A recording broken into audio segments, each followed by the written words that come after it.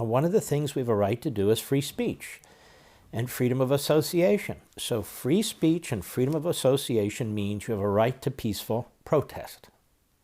It's right there in the First Amendment, along with freedom of the press, along with the free exercise of religion. So you have the right to gather and you have the right to speak. That's called protest. I remember when the media and the left would defend Nazis going through Skokie, Illinois, a suburb of Chicago where a lot of Jews used to live. And so the Nazis would march where they thought they would do the greatest amount of harm and cause the greatest amount of anguish. And the federal courts upheld that as constitutional. So the police would come out and protect the Nazis who march through these areas. And you see this all the time, whether it's the Klan or whatever the group is, right? So you have American citizens who are trying to influence these governors, mostly in these dark blue states, not exclusively, where the iron fist of centralized powers come down on their heads, which is denying them a living, which is affecting whether or not they can afford their homes anymore or their other payments and put food on the table. And so they are peacefully protesting, and these protests are growing across various states, and they're growing in number. I think one guy had like a Nazi sign comparing the governor of Michigan and her edicts as Nazi-like, and so they accused the whole group of being Nazis and this, that, and the other, which of course they're not.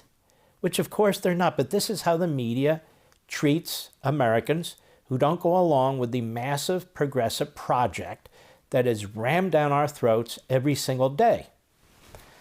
But what's amazing to me are the media figures who really have a problem with protest. Whether it's the President of the United States yesterday or the day before or today, where you have questions being asked, you support these protesters? You know, they're protesting against your guidelines.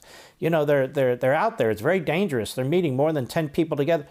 It's incredible that a free press would be siding with governors who've overreached and wouldn't be, they don't even have to be encouraging it, just honestly reporting about the protesters and what their concerns are.